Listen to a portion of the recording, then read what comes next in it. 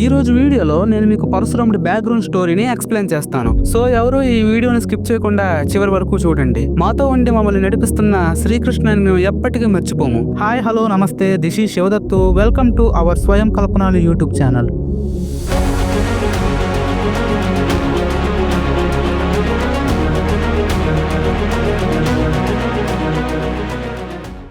త్రేతాయుగం. ఆ యుగంలో గాది మహారాజు ఉండేవారు. అతనికి ఒక కూతురు ఉంది. ఆమె పేరు సత్యవతి. ఈ సత్యవతిని రుచీకుడు అనే మహర్షికి ఇచ్చి ఆయన వివాహం జరిపించారు. తెల్లటి మరియు ఒక చెవి నల్లగా ఉండే 1000 గుర్రాల్ని రుచీకుడు వరుణదేవుడి సహాయంతో కన్యాశుల్కముగా గాది మహారాజుకి అర్పించి సత్యవతిని ఆయన వివాహం చేసుకున్నారు. ఈ మహారాజు గాదికి పుత్ర సంతానం లేకుండా పోయింది. ఒకనాడు రుచీక మహర్షి దగ్గరికి ఆయన భార్య అయిన సత్యవతి ఇంకా అతని అత్తగారు వచ్చి ఆయనతో ఇలా మాట్లాడడం మొదలు పెట్టారు. స్వామి, మీ తపశక్తి ద్వారా మాకు పుత్ర సంతానం కలిగేలాగా అనుగ్రహించండి అని వారు ప్రార్థించారు. అప్పుడు అతడు 2 పాత్రలను తీసుకొని అందులో ఒక దాన్ని తన భార్య కోసం బ్రాహ్మణ మంత్రంతోనూ మరొక దాన్ని తన అత్తగారి కోసం క్షత్రియ మంత్రంతోనూ మంత్రించారు. తర్వాత అతడు స్నానం చేయడానికి నదీ తీరమునకు వెళ్ళాడు. ఇక్కడ ఒక పొరపాటు జరిగింది. అదేమిటంటే సత్యవతి కోసం బ్రాహ్మణ మంత్రంతో మంత్రించిన ఆ పాత్రని సత్యవతి తన తల్లికి ఇచ్చింది. తన తల్లి కోసం క్షత్రియ మంత్రంతో మంత్రించిన ఆ పాత్రని సత్యవతి తీసుకున్నారు. ఆ పాత్రలో ఉన్న దివ్య ప్రసాదాన్ని ఆ ఇద్దరు తినేశారు. జరిగిన పొరపాటు గ్రహించిన రుచిక మహర్షి, అర్ధాంగి, పెద్ద ప్రమాదమే జరిగింది. నువ్వు చేసిన ఈ తప్పు వల్ల ఇప్పుడు నీకు పుట్టే పుత్రుడు జనులను దండించు ఘోర స్వభావం గలవాడు అవుతాడు. నీ తల్లి కడుపున జన్మించువాడు సాత్విక స్వభావం గలవాడు ఒక బ్రహ్మవ్యక్త అవుతాడు అని అతడు పలికాడు. స్వామి, అలా జరగకూడదు, దయచేసి కనికరించండి అని ఆవిడ ప్రార్థించారు. అప్పుడు రుచికుడు ప్రసన్నుడే, దేవి, నీ మనవడు మాత్రమే కఠిన స్వభావం కలడు అని అతడు పలికారు. కొన్ని రోజుల తర్వాత సత్యవతికి జమదగ్ని జన్మించారు. తర్వాత సత్యవతి లోకంలోనే అత్యంత పుణ్యమైన కౌశికి నదిగా ఆవిడ మారారు. కొన్ని సంవత్సరాల తర్వాత జమదగ్ని రేణు మహాముని కుమార్తె అయిన రేణుకను వివాహం చేసుకున్నారు. తర్వాత వారికి కొంతమంది కుమారులు జన్మించారు. వారిలో చిన్నవాడే రాముడు. లోక ప్రసిద్ధికి ఎక్కినవాడు. శ్రీ మహావిష్ణు 6వ అవతారం ఈ రాముడు.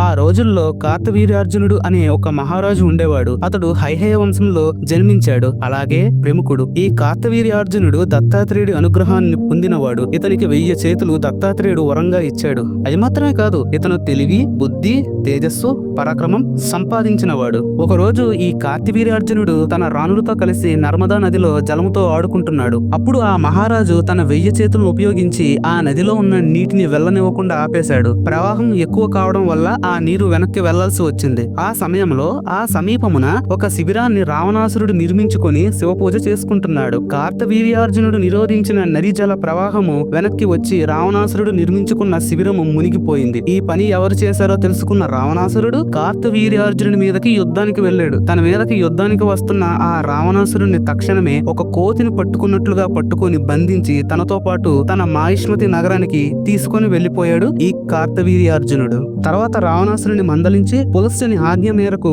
అతన్ని వదిలేశాడు. ఇది కార్తవీర్యార్జునుడి చరిత్ర. ఒకరోజు ఆ కార్తవీర్యార్జునుడు వేటాడుతూ అరణ్యంలో సంచరించుచున్నాడు. అప్పుడు ఆ మహారాజు జమదగ్ని ఆశ్రమంలోకి ప్రవేశించాడు. జమదగ్ని మహాముని దగ్గర ఒక కామధేను ఉంది. మనం ఏదైనా కోరుకుంటే అది వెంటనే ఆ కామధేను ఇవ్వగలదు. ఆ కామధేను సహాయంతో జమదగ్ని మహర్షి ఆ మహారాజుకి, అతని సైన్యానికి, అతని మంత్రులకు గొప్ప అతిథి సత్కారం ఇచ్చాడు. అప్పుడు వీరుడైన కార్తవీర్యార్జునుడు మహర్షి యొక్క ఐశ్వర్యం తన ఐశ్వర్యము కంటే ఎక్కువ ఉందని గమనించాడు. అప్పుడు అతడు ఆ ముని ఇచ్చిన అతిథి వైభవమును చూసి సహింపలేక జమదగ్ని ఐశ్వర్యానికి కారణమైన ఆ కామధేనువుని కాజేయాలని చూశాడు. ఒక్క మాట కూడా ఆ మహామునిని అడగకుండా ఆ కామధేనువుని తీసుకుని రండి అని తన భటులకు ఆజ్ఞాపించాడు. వారు వెంటనే ఆ కామధేనువును దూడతో సహా బలవంతంగా మాహిష్మతిపురానికి లాక్కొని పోయారు. ఆ మహారాజు వెళ్లిన వెంటనే అక్కడికి పరశురాముడు వచ్చాడు. జరిగిన సంగతులన్నీ తెలుసుకున్న పరశురాముడికి చాలా కోపం వచ్చింది. తన గొడ్డల్ని ధనుర్బాణాల్ని ధరించి అక్కడి నుంచి బయలుదేరాడు. ఆ మాహిష్మతిపురంలోకి ఆ మహారాజు వెళ్తున్నప్పుడు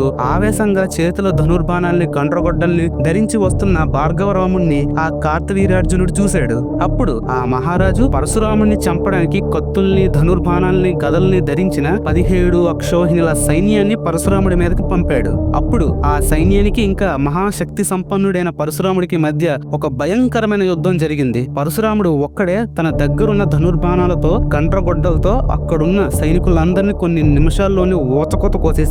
అతని దెబ్బకి ఆ సైన్యంలో ఉన్న సైనికులు అందరూ చెల్లాచెదురైపోయారు. వారి భుజాలు, కాలు, చేతులు, తలలు అన్ని ఆ గొడ్డలితో పరశురాముడు నరికేశాడు. ఆ రణరంగంలో పరశురాముడు చేసిన యుద్ధం చాలా భయంకరమైనది. సాక్షాత్తు పరమశివుడే వచ్చి యుద్ధం చేశాడా అన్నట్లుగా పరశురాముడు యుద్ధ భూమిలో చెలరేగిపోయాడు. తాను పంపించిన 17 అక్షోహిణుల సైన్యం చనిపోవడం చూసిన కార్తవీర్యార్జునుడికి చాలా కోపం వచ్చింది. అప్పుడు అతడు పరశురాముడి మీద విరుచుకుపడ్డాడు. 500 చేతుల్లో 500 ధనస్సులను ధరించాడు. ఇంకొక 500 చేతుల్లో 500 బాణాల్ని ధరించి పరశురాముడి మీదకి ప్రయోగించాడు. అప్పుడు పరశురాముడు తన దగ్గర ఉన్న ఒక ధనుస్సుని ఒకే ఒక్క బాణాన్ని సంధించి దాన్ని ఆ వస్తున్న 500 బాణాల మీదకి ప్రయోగించాడు. ఆ ఒక్క బాణంతో ఆ 500 బాణాలని పరశురాముడు నామరూపాలు లేకుండా చేశాడు. తర్వాత వారిద్దరికి మధ్య ఒక భయంకరమైన యుద్ధం చోటు చేసుకుంది. ఆ యుద్ధంలో పరశురాముడు తన దగ్గర ఉన్న గొడ్డలితో ఆ కార్తవీర్యార్జునుడి 1000 చేతుల్ని నరికేశాడు. తర్వాత అతని తలను కూడా పరశురాముడు నరికేశాడు. ఆ విధంగా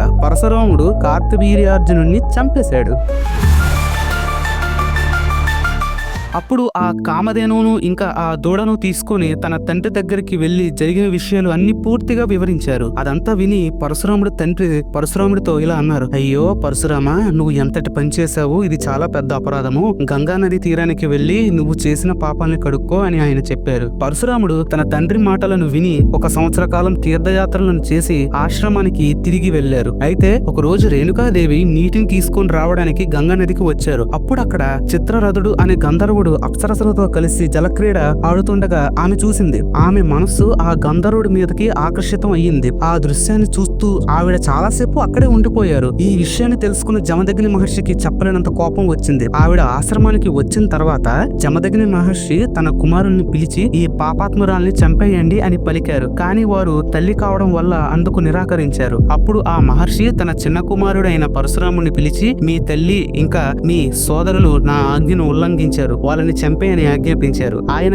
ఏమాత్రం ఆలస్యం చేయకుండా తన సోదరుల్ని ఇంకా తన తల్లిని కూడా పరశురాముడు చంపేశాడు. పితృభక్తికి మెచ్చిన ఆ మహర్షి తన కుమారుడికి ఏది కావాలో కోరుకో అని అడిగినప్పుడు చనిపోయిన తన సోదరుల్ని ఇంకా తల్లిని తిరిగి బ్రతికించమని అడిగాడు. ఇంకా నేను వారిని చంపినట్లుగా వారికి గుర్తుండకూడదు అని కూడా పరశురాముడు కోరుకున్నాడు. పరశురాముడు కోరిక మేరకు ఆ జమదగ్ని మహర్షి అలా చేశారు. చనిపోయిన వాళ్ళందరూ తిరిగి నిద్రలోంచి లేచి కూర్చున్నట్లుగా కూర్చున్నారు. పరశురాముడి పరాక్రమాన్ని చూసి భయపడి పారిపోయిన ఆ కార్తవీర్యార్జునుడి కుమారులు చనిపోయిన వారి తండ్రి గురించి పదే పదే ఆలోచిస్తూ వారి మనశ్శాంతిని కోల్పోయారు. అవకాశం కోసం ఎదురు చూడడం మొదలు పెట్టారు. ఒకరోజు పరశురాముడు ఇంకా తన సోదరులు అందరూ కలిసి ఆశ్రమానికి దూరంగా ఉన్న ఒక అరణ్యంలోకి వెళ్లారు. అప్పుడు అక్కడికి కార్తవీర్యార్జునుడి కుమారులు వచ్చారు. అప్పుడు జమదగ్ని మహర్షి జగన్నాథుడైన సర్వేశ్వరునిపై అతని మనసు నిలిపి ధ్యానంలో ఉన్నారు. అప్పుడు వారు ఆ రాకుమారులు ఆ మహామునిని చంపేశారు. అప్పుడు రేణుకాదేవి ఎంతగానో వేడుకున్నా వారు దయ చూపించకుండా, కనీసం కనికరం కూడా ఏ మాత్రం చూపించకుండా